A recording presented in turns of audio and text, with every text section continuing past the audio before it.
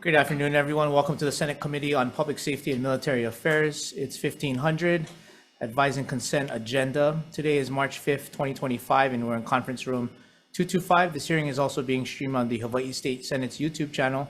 Just a few housekeeping announcements. In the unlikely case of technical failures, this meeting will reconvene here in conference room 225 on March 7th, 2025 at 3 p.m. For all testifiers, including those on Zoom, we ask that you stand on your written testimony. If your oral testimony is different from your written testimony, the time limit for each testifier will be 1 minute. The content, including the hearing notice, copies of the governor's message, and testimony can be found on the legislature's website. If time permits, decision-making will occur after we hear from those offering testimony. First up on our list is GM 644. This is submitting in consideration and confirmation to the Department of Defense gubernatorial nominee Stephen Logan for a term to expire on December 7th, 2026. Position was corrected by GM 648. First up is Director John Alamodin. Good afternoon, Chair, committee members. John Alamodin, Office of Veteran Services, as well as Lieutenant Colonel on the National Guard. I stand in my testimony in support. And Okay, testimony support. Thank you. Deputy Director William Kutzman from Labor. Okay, in support, thank you. Administrator James Barros. Okay, in support, Comptroller Keith Reagan.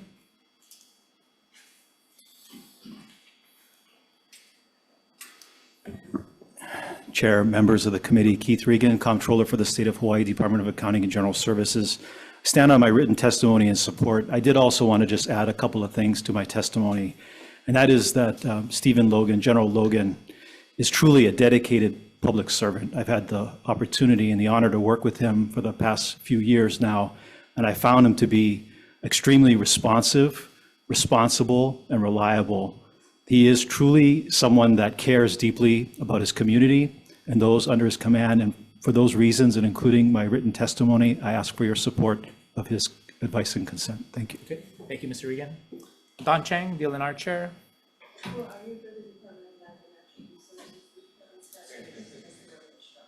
Okay, in support, thank you. Dr. Kenny Fink, DOH. Aloha, Kenny Fink, the Department of Health. Strongly support the confirmation of the Major General. We recently worked very closely to arrange for the transfer of the 6 critical patients from the tragic fireworks incident. And he was clear, concise, decisive, and a tremendous help in ensuring that mission got executed. As a fairly recent retiree from the Hawaii Air National Guard, I've experienced and strongly support him as a leader of the Hawaii National Guard, believing and having confidence he will do an outstanding job. Mahalo. Okay. Thank you, Director Fink. Louis Salavera, Budget and Finance. Okay, in support. Tommy Johnson, DCR. Good afternoon, Director. Good afternoon. Congratulations to your Eagles. Thank you. We'll be back next year. I just wanted to add a couple words to my testimony in strong support. Previous to this current role, General Logan served as the Deputy Adjutant General under General Hara during the pandemic. And I can tell you that that leadership team helped save the state and save hundreds, if not thousands of lives. We had the lowest mortality rate in the entire country because of their leadership, because they acted decisively to get us the equipment we needed, the PPE, and we went through tons of PPE. And because of the policy procedures and the operational veracity of General Logan, I believe the state came out of the pandemic much better than it could have been. It could have been much, much worse. So thank you. Okay. Thank you, Director. Director Ryan Yamane from Department of Human Services on Zoom. Not available online, Chair. Okay, thank you. Attorney General Ann Lopez. Okay. Director Yamane and Attorney General Lopez all in support. I do see Will Kane from Office of the Governor. Do you want to share a few remarks? Well, Chair, Vice Chair Will Kane, Senior Advisor for Governor. I just want to reiterate what the folks have already come up and said. And from my own personal experience, I wasn't here during the COVID time as far as working in the administration, but my time working since General Logan has become the acting Adjutant General has just been tremendous. And the things that he's been trying to implement and kind of refine has made real impacts already in just a short amount of time. So, we hope that you'll consider his appointment, and we appreciate the consideration. Thank you, Mr. King. Brigadier General Mallory. Good afternoon, Chair, committee members, Brigadier General Mallory, Deputy Adjutant General, and member of the Hawai'i Air National Guard. Stand in strong support of my written list. Okay, in support, thank you. Director DLE Mike Lambert, in support. Sharon Hurd, Chairperson for the Department of Ag, in support. Director Tokioka. Good afternoon, Chair and Vice Chair and members of the committee. It's already been said what I was going to say, but if I don't come up and say it, then General Logan's going to think I was more fond of General Hara, and he has big shoes to fill. He has big shoes to fill, and I know he has bigger shoes. So it's very, very strong support, and I appreciate the opportunity to stand in support of a good friend. Thank you. Thank you, Director. We have Executive Director Hakeem Onisafi from Hawaii Public Housing Authority, Brenna Hashimoto, DHERD, all in support, Nadine Ando, Director of DCCA in support, Director Gary Suganuma from the Department of Tax in support. We also have Brigadier General Walter Ross, is he here? In support, Gary Kapa Kongan, in support, Mayor Bisson in support, Prosecuting Attorney Alm in support, Chief Arthur Logan from the Honolulu Police Department in support, William Anonsen from the Maritime Group in support, Jason Chung, Vice President of the Hawaii Military Affairs Council in support, and Gary Abuta, Executive Director for the Hawaii High Intensity Drug Trafficking Area in support, and we had 50 other individuals in support. That completes our list of registered testifiers. Anyone else that wishes to testify on GM 644?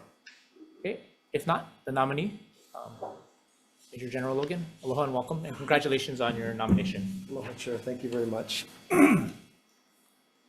Chair Elefante and members of the Senate Committee on Public Safety, aloha and good afternoon. I'd like to thank you all for considering my nomination for the position of Adjutant General of the State of Hawaii Department of Defense. Our mission is always ready. The State of Hawaii Department of Defense enables a safe, secure, and thriving nation and state. We accomplish this through a network of partnerships to anticipate needs and rapidly respond when necessary. As an example, this morning I attended the Pacific Executive Leadership Program, or PELP, State of Hawaii Homeland Defense Workshop, and provided initial guidance to the federal, military, state, county, and private sector critical infrastructure stakeholders to work collaboratively and inform our Hawaii Homeland Defense Plan. I'm both honored and humbled to be considered and would like to articulate some of my military and civilian experience that I feel prepare me for the role of Adjutant General, and then answer any questions you may have. I'll paraphrase that I have been in the military for over 44 years, the last 5 years as the Deputy Adjutant General, 15 months of that as the Acting Adjutant General through the COVID period. And I completed 22 years in the Honolulu Police Department and retired as a Metropolitan Police Lieutenant. I think that provides me some background basis and some experience in order to effectively work in this program. So I thank you all again, and please, I can answer any questions that you might have. Okay, thank you. Members, questions for the nominee? Okay, I just have one question for you on General Logan. I know in the governor's budget this year, the Office of the Fire Marshal will be under the Department of Defense. How do you see that office playing a role in terms of its relationship with, the admin, your role, as well as the community, first responders, and county as we develop to basically build up the Office of the Fire Marshal? Yeah, thank you, Senator. Thanks for that question. So one of my corner points or my foundations is what we call unity of effort. I talked about it earlier this morning. And what I'd like to be able to do is, it would be an attached agency currently within the legislation that's going through to the Department of Defense, much like the Office of Veteran Services is. In that way, the Department of Defense would be able to handle the administrative and the fiscal aspects, to include the contracting aspects of operationalizing the office as quickly as we can, so we can capitalize on the lessons learned from the study that was recently done. And in order to do that, it would still be, the position would be selected by the State Fire Council, and the State Fire Council would be able to then work closely with the Fire Marshal. In preparation, I've met with almost all of the county fire chiefs, with the exception of Kauai, because I haven't been able to get to that island yet. And I've kind of laid it out, this unity of effort process, by which they would have a big say on being able to look at what all the experience that they have, 20+ years of fighting fires at the county level, what the greatest needs are, and applying that towards the top 10 priorities for the report that was then provided. I can be a conduit to be able to get to the governor's office so that we can establish the priority within the executive branch. And then having them work closely with me and the Hawaii Emergency Management Agency enables them to get after some of the homeland protection or homeland mitigation grant processes, so we can be more upfront and apply through FEMA or other areas to try to get the federal funding in here to try to apply some of those fixes. So I believe that if that legislation is subsequently approved during this session, we could more quickly operationalize the Office of the State Fire Marshal. Okay. Thank you. Members, any other questions for Major General Logan? Okay. If not, thank you. Thank you. Okay. Next up on our agenda is GM 621. This is submitting for consideration and confirmation to the Correctional Industries Advisory Committee gubernatorial nominee Lee Shinsato for a term to expire on June 30th, 2028. First is Director Johnson.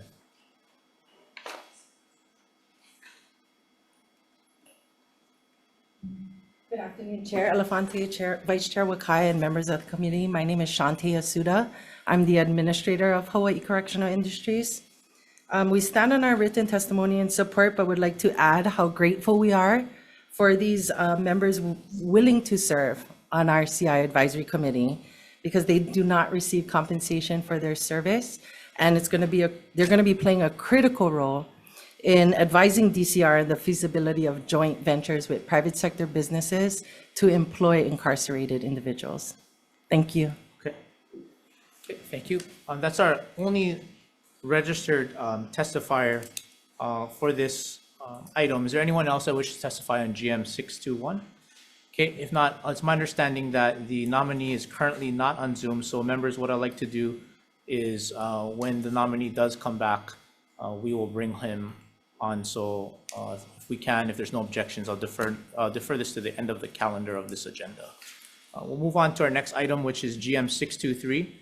This is submitting for consideration and confirmation to the Correctional Industries Advisory Committee gubernatorial nominee Carla Kobashigawa for a term to expire on June 30th, 2028. First up is Director Johnson. Or Shante, hello, welcome back. Again, we just would like to express our gratitude for Carla being willing to serve on our board. Our board hasn't been active for many years, so we are really excited to get this started, and especially to start partnering with private sector businesses to have them employed prior to reentering society. Thank you. Thank you. And we have the following individuals, all in support of GM 623 is Josanne Jenks, Bronson K. Silva, Nicole Anderson, Arma Oana, Christopher Lumley, and Kamana Seymour, all in support. Anyone else wishes to testify on GM 623? If not, is the nominee here? Oh, there she is. Lohan, welcome. Hi. Please forgive me, I'm very nervous, but I am truly humbled for this opportunity. If you can just identify yourself for the record. My name is Carla Kobashigawa, and I am a nominee for Hawaii Industries Advisory Committee. I did have an opportunity to submit answers for a questionnaire, but I am open to any additional questions regarding this nomination. Okay. Members, questions for the nominee? The chair has one question. Would this be your first time serving on this, or is this a reappointment? This is my first time. First time. And what do you hope to accomplish with being on this? I do have lofty goals, I will say that. I am also on a city board. I'm on a board for my son's school, a board for a Native Hawaiian Benevolent Society. And I think one of the overarching themes is how the criminal justice system integrates with our life. and the perception of what that is and who the individuals that are affected. When I think of my goal for this specific committee, I'd like to see outcomes through public-private partnerships. I do operate a training center in IAEA that does vocational rehabilitation, and I'd like those opportunities to become more pronounced or more known to offenders, especially as they reintegrate into society. Thank you. Members, any other questions? Okay, if not, thank you so much. Thank you. Our next item on our agenda is GM 568. This is submitting for consideration and confirmation to the Advisory Board of Veteran Services, gubernatorial nominee Aris Banag for a term to expire on June 30th, 2028. On our list of testifiers, we have Chelsea Fernandez from Maui County Veterans Council in support, Sharon Banag in support, and that's all the list of testifiers for GM 568. Anyone else in the, oh, yep, Comptroller Regan? Anyone else other, after Comptroller Regan?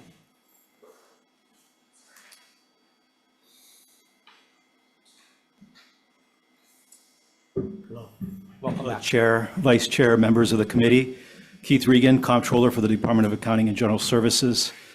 I'd like to offer testimony, personal testimony on this nomination. I have had the distinct pleasure of knowing Mr. Banag for more than 10 plus years from my time on Maui. I've known him as a very community-minded individual, someone who is very committed to his family. He has truly what I would define as a servant's heart. He cares about the people that he serves and the people that he interacts with. He's selfless, he's humble, he's a great listener. Every time that I've had that chance and opportunity to interact with him or watch him engage the community, I pick up on that and I can see that he truly cares about the people that he's serving. He's empathetic and he's also very caring. So for those reasons, I would humbly ask for your support of Aris Banag's nomination for this position. Thank you very much. Thank you so much, Mr. Regan. Anyone else on GM 568? Okay, if not, Major Banag, welcome. Good afternoon, Chair, Vice Chair, Committee. Thank you so much for allowing me to be here today. Yes, please proceed if you can identify yourself and share why you want to serve.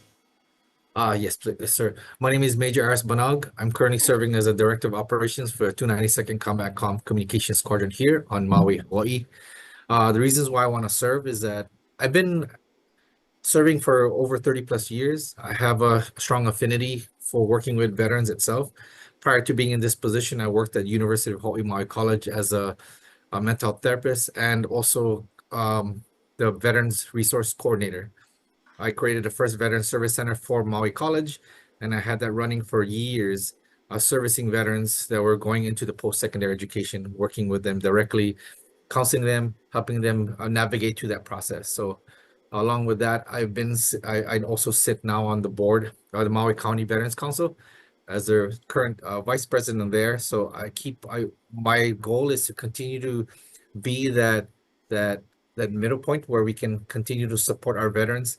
I'll be out of the military sooner or later, and I would love to see our service continue to improve across the board for all our veterans. Okay, thank you. Members, questions for Major Banag? Yes, Vice Chair Wakai. Thank you. Mr. Banag, thank you for stepping forward to help veterans. But so much is changing, particularly on the federal level. I mean, Trump just announced his plans to cut 80,000 employees from the VA. Considering all that's going on in DC, how do you see that changing the importance and the role of Hawaii's advisory board for Veterans Affairs, or Veterans Services? I think we play a very critical and crucial role now that they're doing what they can to streamline costs and efficiency and whatnot. So our role now becomes that much more larger in scale.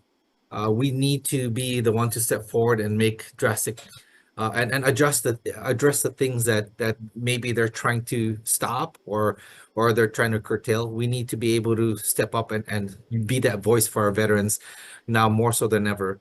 We're not on their payroll, so we're here to speak strictly for our veterans in the community. So we need to be able to speak up very loudly and clearly on behalf of our veterans. So we definitely play a very strong critical role, knowing now that there's going to be setbacks or cutbacks in the administration as far as the federal level. Okay, so you're not going to be following suit and similarly advocating for a reduction in veterans employees as well as benefits, correct? You have a very opposite mindset than the feds do at the moment, correct? Speaking from a veteran standpoint, I will not be here as a federal employee as myself. I'll be looking to advocate for what's in the best interest of our veterans. Thank you. Members, any other questions for Major Banag? The chair has one question is, oftentimes I see this happen, and I know that you're in this field, is when service men and women are at the verge of retirement, it's kind of post-military. Some of them know and have a plan, and many don't. So how do you see your role for those that sort of don't have maybe an option as to what they're going to do for post-military civilian life? That's something that I've done quite often, working at the university. And also currently in my position now, I speak with our current soldiers and airmen regarding not their career span in the military, and being very clear when it gets closer to the time where they're deciding to end their services, to be able to be understanding of the next processes and steps, whether it's beginning for your disability benefits or your retirement and putting away money for retirement. Those are things that are very critical in my processes for myself that I've been pushing off now to my fellow soldiers and airmen for a long time now. So that's something that I've been constantly addressing with them, and with my veterans that were in the college, those that are already out. Some of them didn't apply those principles or topics or issues. So I'm trying to help them throughout that process with getting their disability benefits and reconnecting them with VA services that they were disconnected from for quite a while. So yes, that's a very important, critical role that I think it plays as far as what I have done, and I will continue to do moving forward with all my airmen or soldiers that I come across with. Okay, thank you, Major. Members, any other questions for Major Banag? Okay, if not, thank you so much.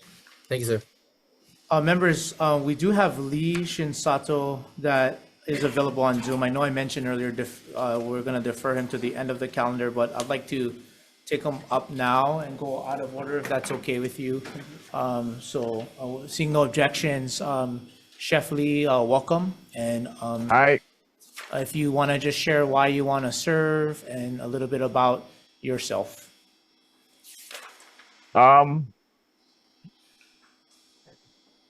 Basically, I've been kind of involved in the population throughout my work career. Previous to my position right now at KCC, I was at Windward Community College, and I was teaching at-risk youth and so forth. So my spiel is I've always wanted to help, I don't want to say underprivileged, but, I wanted to help people who really need the help. My theory has always been the good people will always succeed.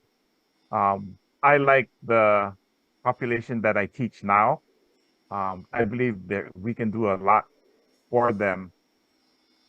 And based on my experience in the private sector and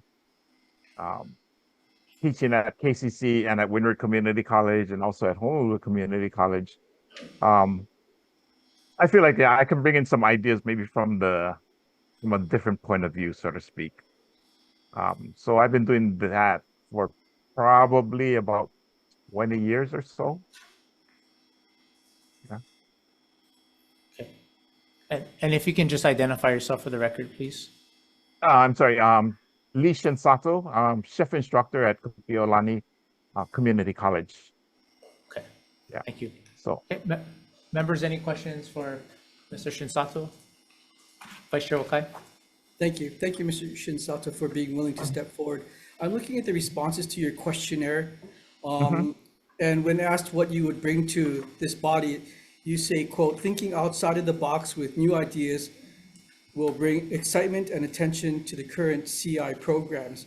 But I look through the rest of your questionnaire and you have not cited any of those ideas. Can you share with the committee, what are some of your out-of-the-box ideas that you'd like to bring to enhance the opportunities with the CI program?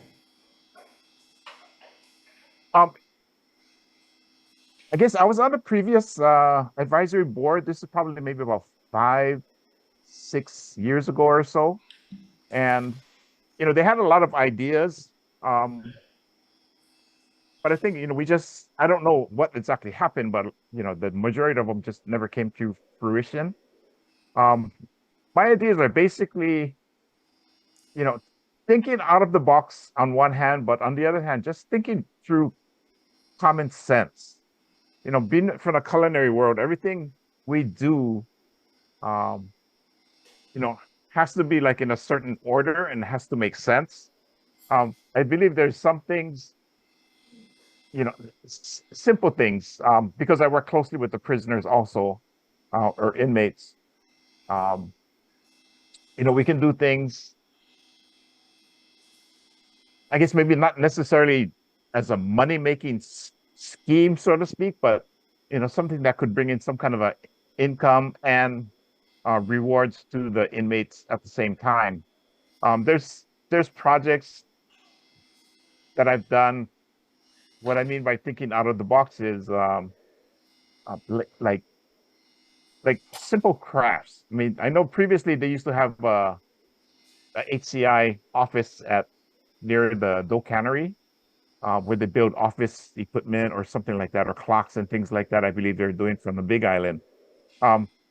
Simple things, because I'm in the food industry. We could do like lunch wagons at the sites with the women's correctional center.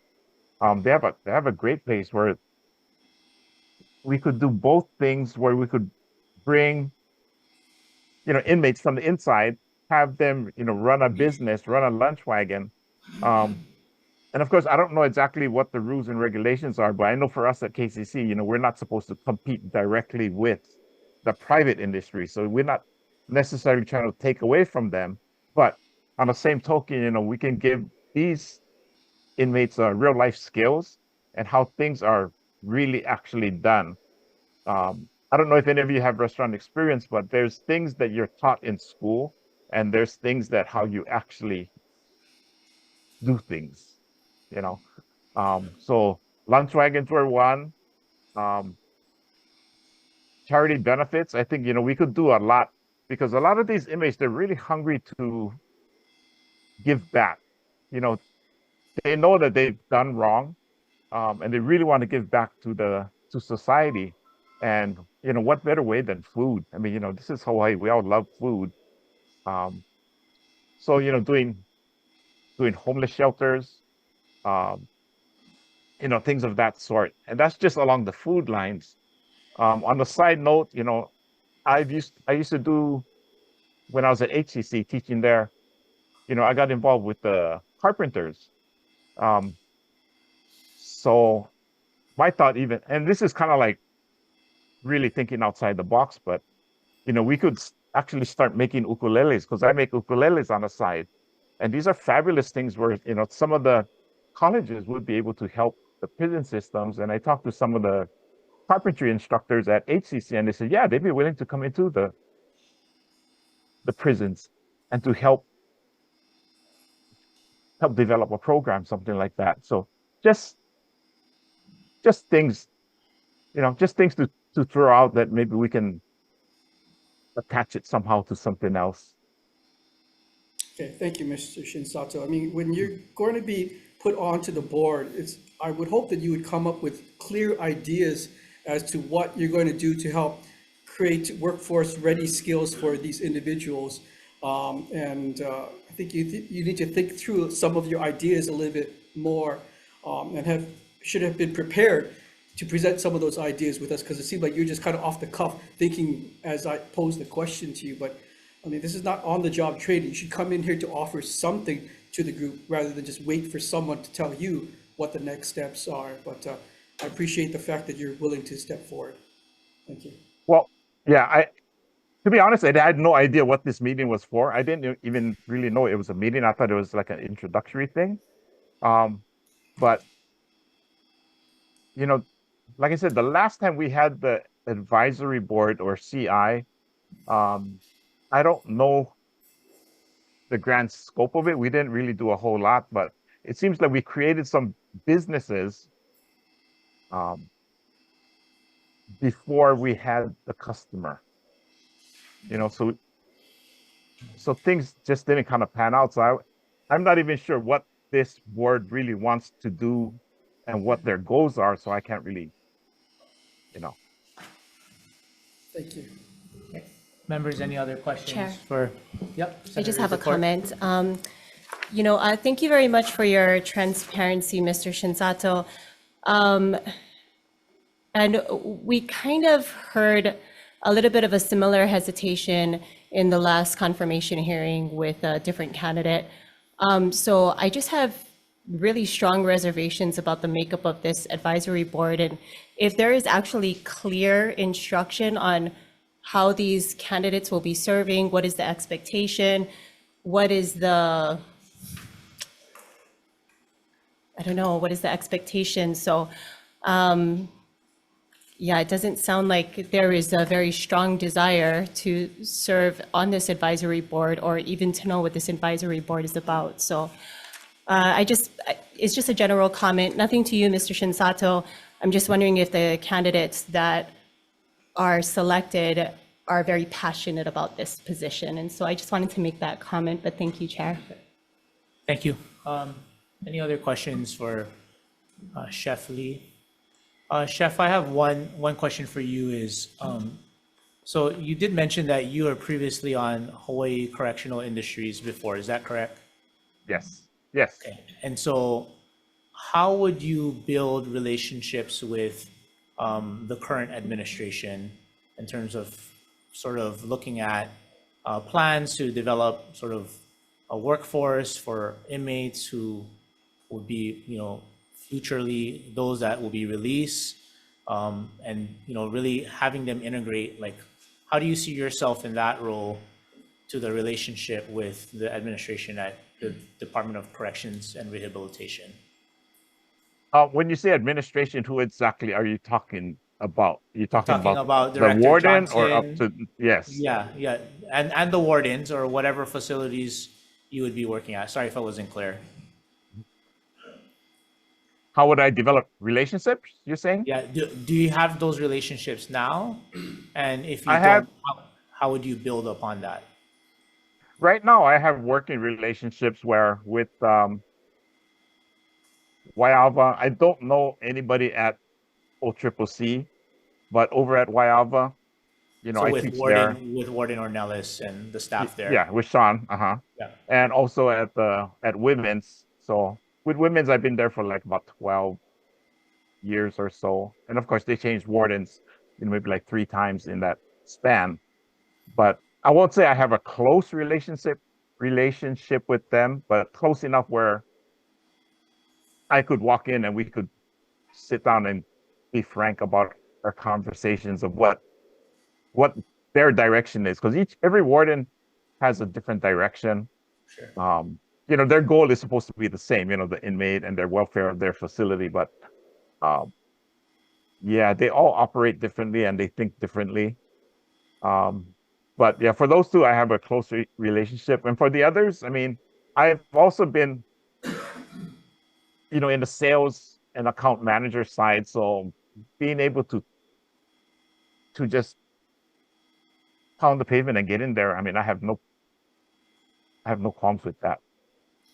My only concern with the advisory board or CI is, like pretty much what I said earlier, is like, what do you want?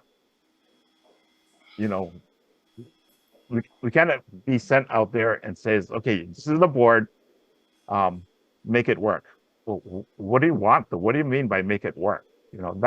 That's where I think what the fallback with the other advisory board possibly was, where, if you don't know where you're going, you don't know where you're going to end up. Okay, thank you. Okay. Members, any other questions? If not, if you don't mind, I'd like to ask Director Johnson, if you don't mind, if you can kind of share to the committee and the public specifically what the Hawaii Correctional Industries does do, and have they been meeting, and sort of what is their role? Well, the Hawaii Correction Industries is a division within our department. The advisory board, we just reconstituted recently to get the advisory board going again. The previous administrator for the HCI kind of dragged his feet on getting the advisory board up and going, and did not have any real business plans on how to provide meaningful work skills to inmates. So I did not renew that person's contract. We brought the new administrator here on board. We started constituting the commission again, and I apologize because the applicants should have been better prepared for this, so I'll have to take the hit for that. But their main role is to look at the business plans provided by HCI to make sure they're viable based on their experience in the private sector, to make sure that the investment on the money, when are we going to get the investment back? If it's a viable investment, when do we get our return on investment back, and is it sustainable? And at the same time, does it provide a marketable skill to that inmate when he or she transitions out, so they can transition into the workforce? That is the primary role of the advisory board. Members, questions? Yeah. Senator Wakai, followed by Senator Dickord.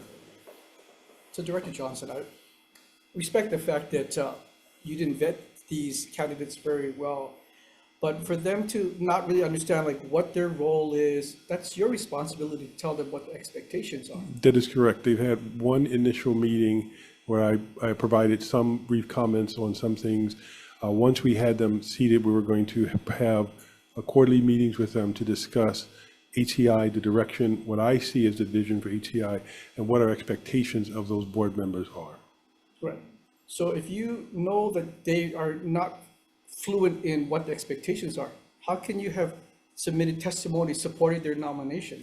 I supported the nominations based on their experience, and to be perfectly frank, I thought that HCI had been in touch with the candidates before this to really go down and talk to them about the nuts and bolts. Again, I take the hit for that because I should have made sure that those things were done. So I apologize to the committee, and I apologize to the potential board members because it's not their fault. Okay. Senator Dickord.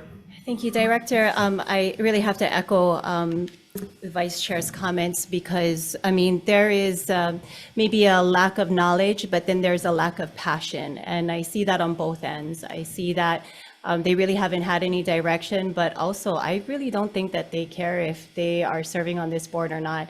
And I want to be cautious about when we are coming before the Senate to make sure that not only are they prepared, but they actually display a level of interest. And I think that that's lacking. We saw that in a candidate that we heard at the last hearing. We're seeing it here similarly. And so what I don't want to have happen is perpetuate a culture of just filling seats just for the sake of filling seats. Because if they're not passionate or have interest in serving on the board, then they're not going to make it to the board, then we're not going to have quorum, and we're going to fall into the same complacency that we have had on previous boards with previous committees. So I'm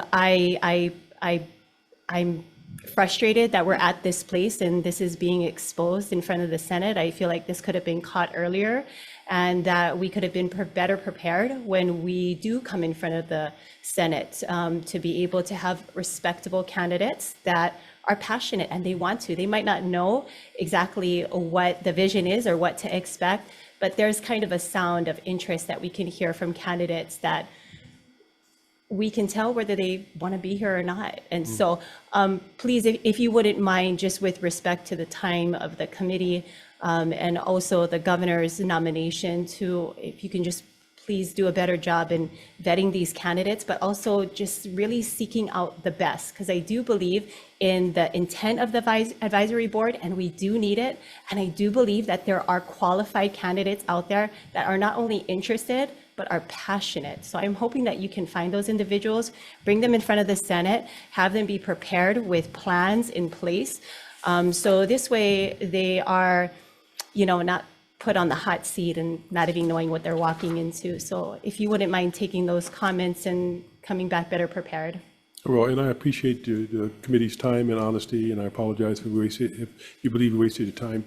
But I also do believe that that in the case of the current applicant here on via Zoom, he's volunteered with the department for over 12 years. He's put a lot of people through the culinary arts program who are now in the private sector working as chefs and working in restaurants. And so, again, I apologize for him not being prepared for this, but I do think he has the wherewithal to be a contributing member to the board, to the commission, and I would ask for you to advise and consent, and I'd ask for you to believe in my leadership for this particular candidate. Thank you very much. Members, any other questions for Director Johnson or Chef Lee? Okay. If not, Chef, we appreciate your willingness to serve. Thank you very much. Thank you, Director. Thank you. Thank you.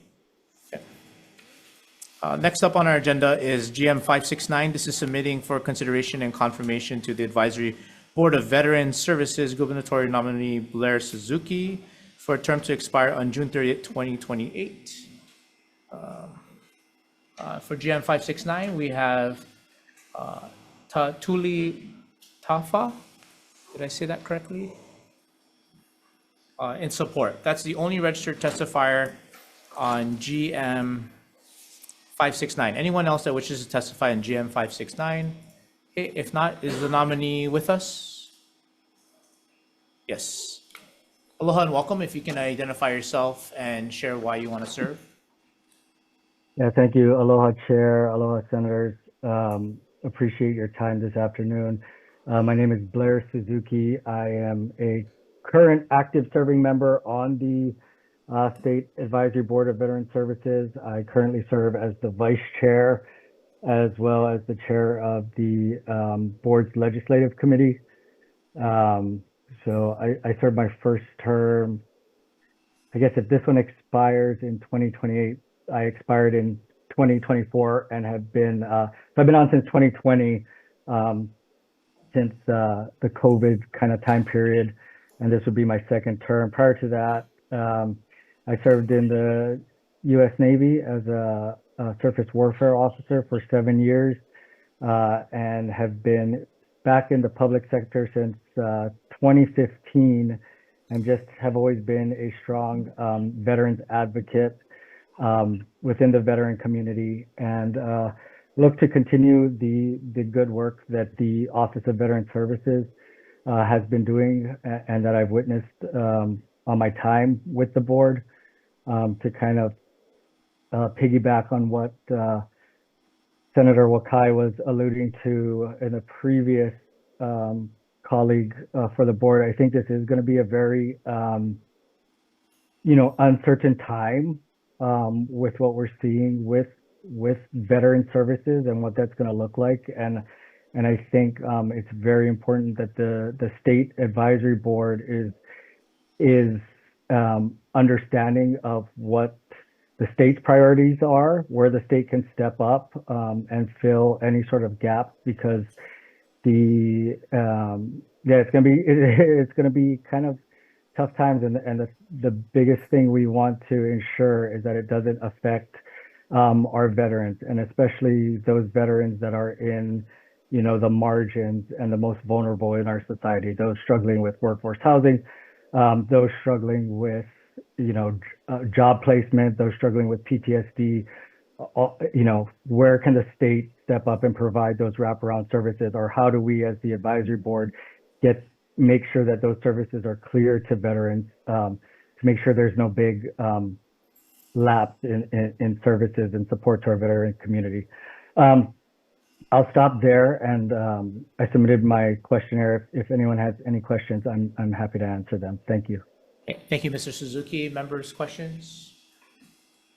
Okay, the only question that I have is similar question I asked Major Banag is for those that are going from a post-military life to civilian life, what do you see your role in helping veterans in that capacity?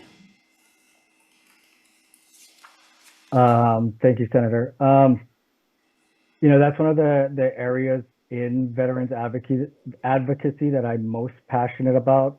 I myself had to do the transition, even though it's been over 10 years now. I had to navigate that transition in Hawaii, and I'll be honest, Hawaii is pretty far behind where I think other communities that have large populations of military personnel serving are. And so I know in my personal capacity as a private business leader, I'm a key advocate of veteran hiring programs, skill bridge programs. It's one of the things I continue to advocate for and look for ways that, you know, the state and these various veterans organizations can help provide and even help facilitate those kind of connections and introductions, because that is one of the areas where a veteran is most at risk, like I said, into falling into one of those marginalized categories of, you know, post-integration stress and PTSD, not being able to find affordable housing, not being able to navigate the benefits system to provide services. So I think, you know, at an ad hoc level, the board does a very good job keeping their ear to the ground across the various different community organizations and finding some of those people and bringing their stories to the front line and helping them navigate the system. But I think we could do better as a state in really formalizing ways that state organizations, or even how state organizations or state companies can directly interact with U.S. Labor Vets, Office of Veteran Services, VA Benefits, Pacific, and all those organizations. Thank you, Mr. Suzuki. Members, any other questions for Mr. Suzuki? If not, thank you so much. All right, thank you. Okay, our next item on our agenda is GM 570. This is submitting for consideration and confirmation to the Advisory Board of Veteran Services gubernatorial nominee Mary Kay Hertog for a term to expire on June 30th, 2028. We only had one individual in support, Stephanie Sakamoto. Anyone else that wishes to testify for GM 570? Okay. If not, Major General Hertog, aloha and welcome. Aloha, good afternoon, everyone. Senator, I'm Mary Kay Hertog from the island of Kauai. I retired from the Air Force after almost 34 years and moved here to Kauai, which I've never regretted. I am currently serving as a member on the Governor's Board for Advisory Services for Veterans, and this would be my second term. I see my responsibility is to get out as much information as I can to our veterans here in Kauai of what they're entitled to, and not just the veteran, but their family members too. We have many veterans, and I'm amazed at this, are older veterans that don't know what they are entitled to after so many years of being in the service. Or in some cases, some of these are our Vietnam veterans who are slowly passing away, and they have no idea what they have earned as benefits. Since 2022, when President Biden signed the PACT Act into law, we now have 1 million plus more veterans that are eligible. So I think it's very important that we get our current veterans out, their older ones, to understand what they have entitled, what they've been entitled to. And I'm a big advocate for women veterans, having come up in a male-dominated career field in the Air Force, military police, or security forces, as we call it, because the women veterans are the fastest growing segment of veteran population. And it's only been in the last couple of years that their special issues have been addressed by the VA, and we need to continue to do that. I consider myself very lucky to live here because we have Senator Kochi, who's from Kauai, as well as Speaker Nakamura. We have access to them. I've been here long enough, almost 13 years retired, that I'm comfortable in front of the county council as well as the mayor and espousing what our veterans need. And they come to me and ask, what can we do for you? Any questions? Okay. Thank you so much, Major General Hertog. Members, questions? Okay. The only question that I have is, I know you're very actively involved, and so are you able to continue to commit the time to serving on this board? I am. I think it's really important. Not only am I a veteran, my husband's a veteran, and I think our veterans on our outer islands have some special problems in terms of gaining access to timely health care. We don't have the specialists over here that we do over on Oahu. And many of our veterans are very fragile in terms of being able to get there to Oahu for an appointment. So I really want to be the advocate for bringing some of that specialty care here, advocating for legislation that's pending, and just making life better for our veterans in general. Okay. And then the last question I have for you is a similar question I've asked the previous two nominees in terms of the transition to a post-military life to civilian life. Where do you see, you've been on this board, what has the board been doing, and where do you see your role playing in that part? Well, I think our board needs to take a more active role in doing that and seeking out those organizations where we know veterans are going to be transitioning into civilian life and getting them educated on it. Because quite frankly, when somebody's retiring from the military or getting out after 4 to 6 years, they want to go if they've got other plans and they're not interested in sitting down to a transition program, retirement briefing, or whatever the case may be. And I think we have to do that. We have to stress for them, if you miss this opportunity, especially to sign up for your benefits at that point in time, it's all the more difficult when you are then finally out of the military, may not have access to the folks that you would have immediately had access to. Okay, thank you. Members, any other questions for Major General Hertog? Vice Chair Wakai.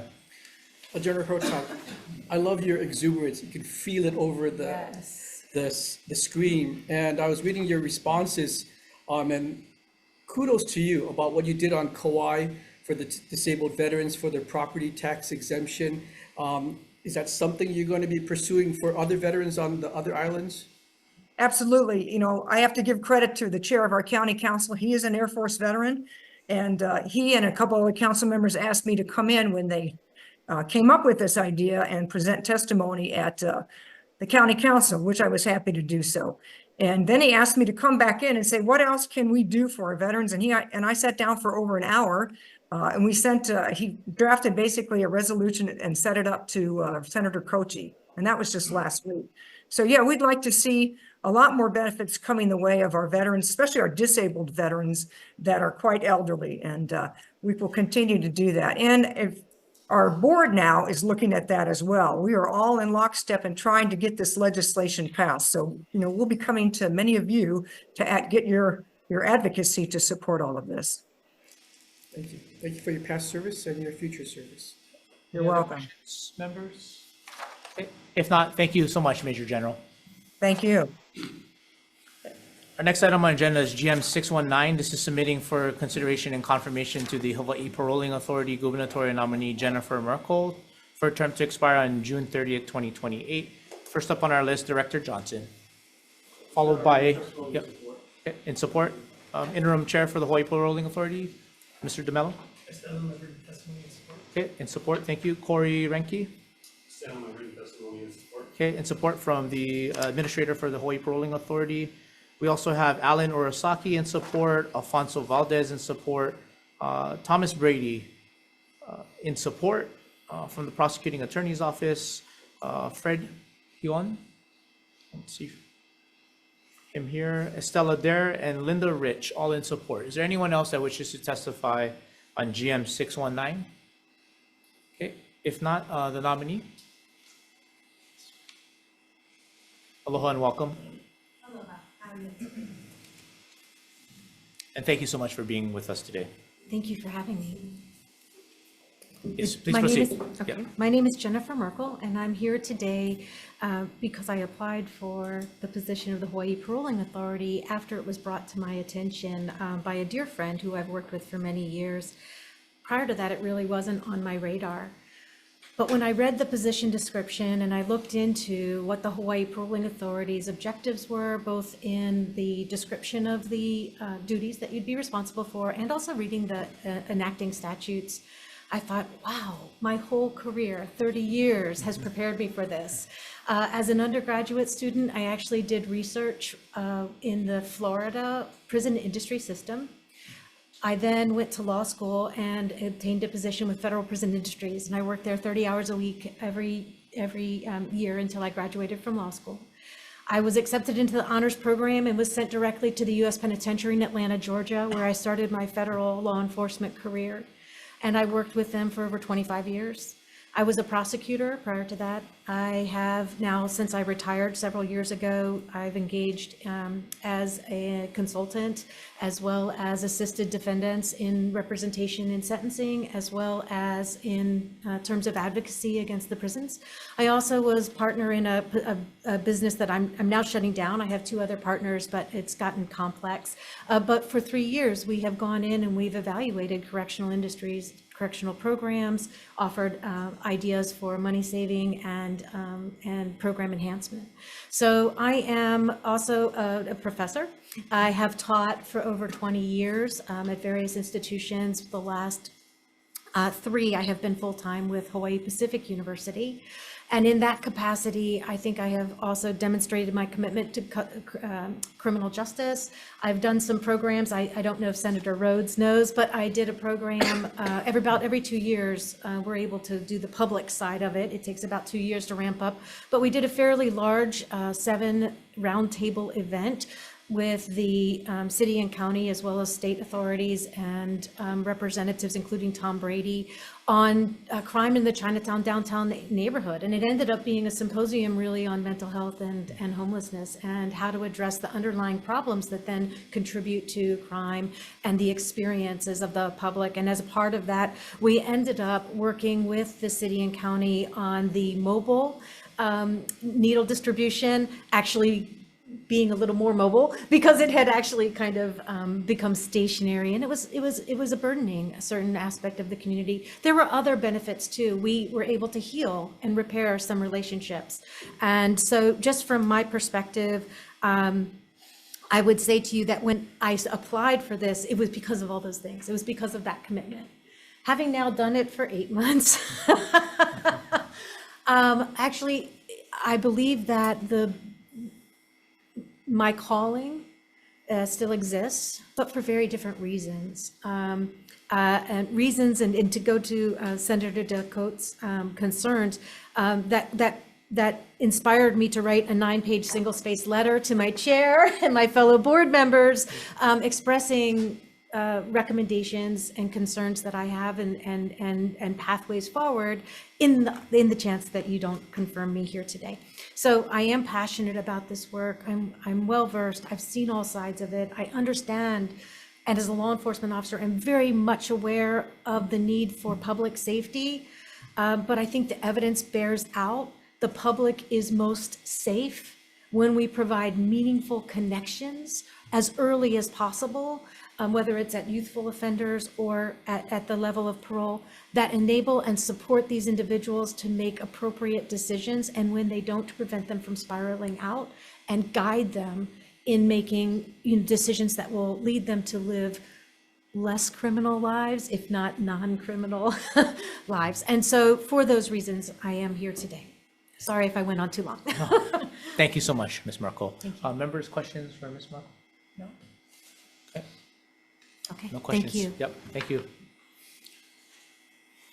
Okay, last item on our agenda is GM 694, which is submitting for consideration and confirmation as the compact administrator of the State Council for Interstate Adult Offender Supervision, gubernatorial nominee Saifolo Aganon, for a term to expire on June 30th, 2029.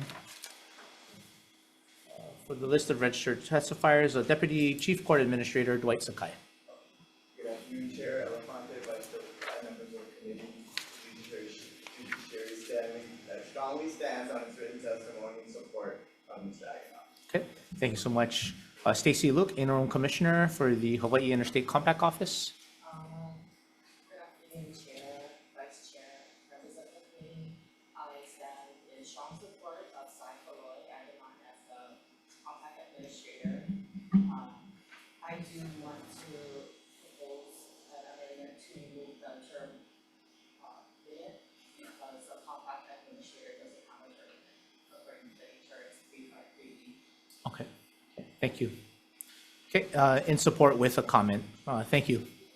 And then we also have William Kahakule Lehua in support, and 11 other individuals in support for GM 694. Is there anyone in the audience that wishes to testify on GM 694? Okay, if not, the nominee. Mr. Aganon, congratulations and welcome. Aloha, Senator, Chair, Vice Chair, and the committee. My name is Saifullah Aganon, newly hired probation administrator, 3 days in.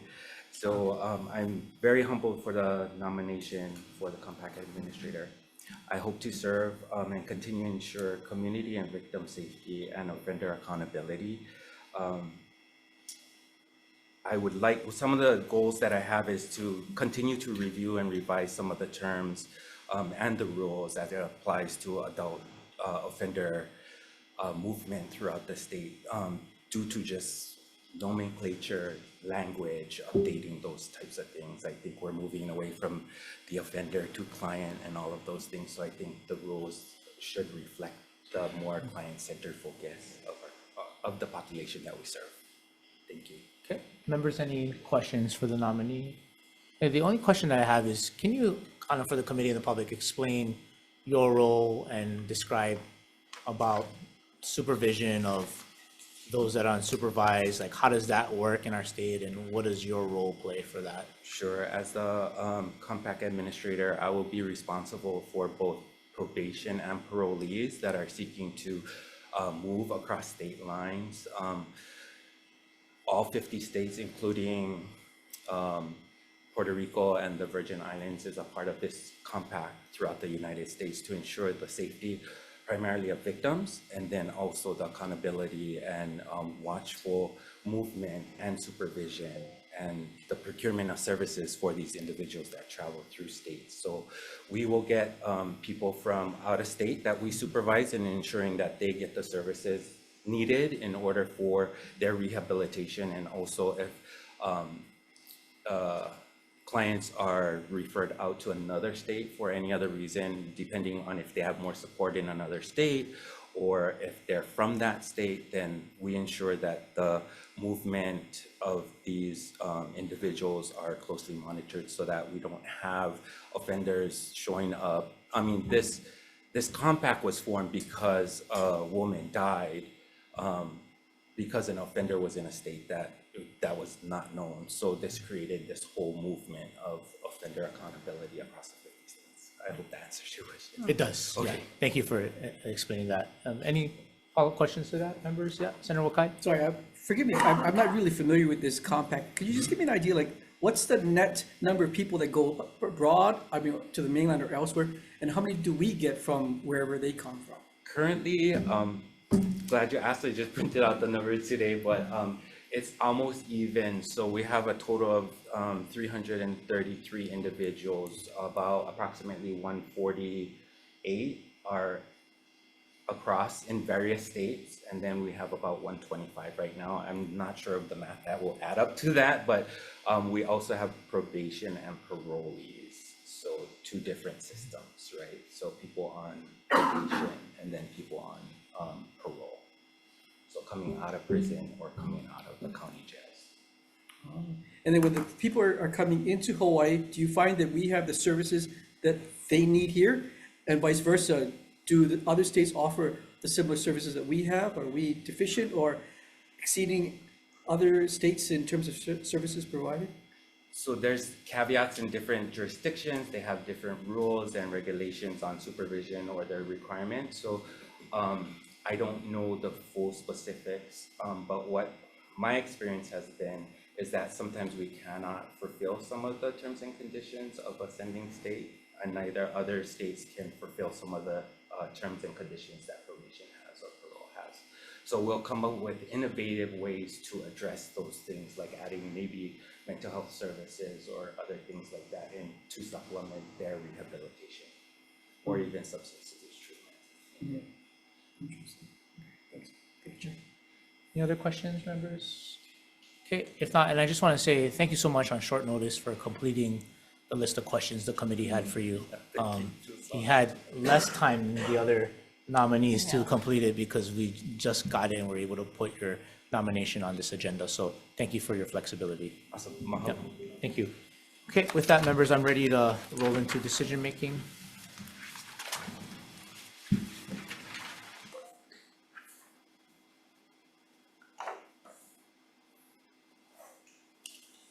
Okay, first up on our agenda is GM 644.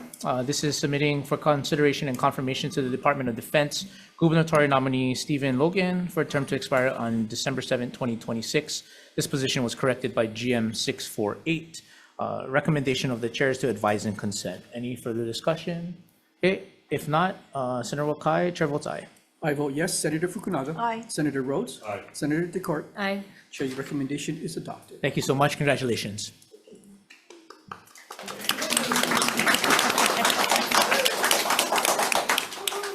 Okay, next up is GM 621.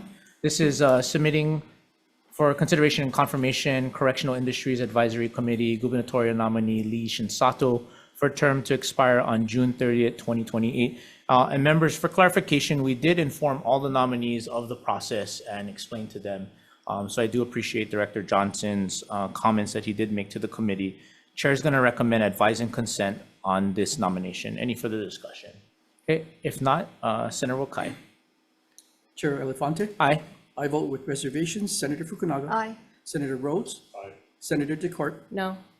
Chair, your recommendation is adopted. Okay, thank you. Congratulations, Chef Lee. I'll move on to GM 623, which is submitting and for consideration and confirmation to the Correctional Industries Advisory Committee gubernatorial nominee Carla Kobashigawa for a term to expire on June 30th, 2028. Chair's recommendation is to advise and consent. Any further discussion? If not, Senator Wakai, Chair votes aye. I vote yes. Senator Fukunaga. Aye. Senator Rhodes. Aye. Senator Decort. Aye. Chair, your recommendation is adopted. Congratulations.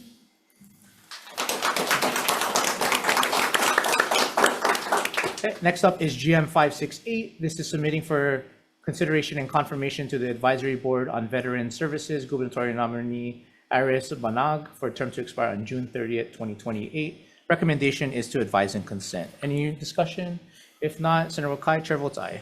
I vote yes. Senator Fukunaga. Aye. Senator Rhodes. Aye. Senator Decort. Aye. Chair, your recommendation is adopted. And congratulations to Major Banag. Okay, next up is GM 569. This is submitting for consideration and confirmation to the Advisory Board on Veteran Services gubernatorial nominee Blair Suzuki for a term to expire on June 30th, 2028. Recommendation is to advise and consent. Any discussion? If not, Vice Chair Wakai for the vote. Chair votes aye. I vote yes. Senator Fukunaga. Aye. Senator Rhodes. Aye. Senator Decort. Aye. Chair, your recommendation is adopted. And congratulations. Okay, next up is GM 570.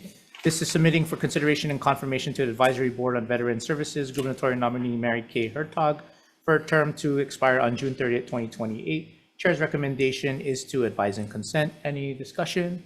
If not, Vice Chair, Chair votes aye. I vote yes. Senator Fukunaga. Aye. Senator Rhodes. Aye. Senator Decort. Aye. Chair, your recommendation is adopted. And congratulations, Major General. Okay.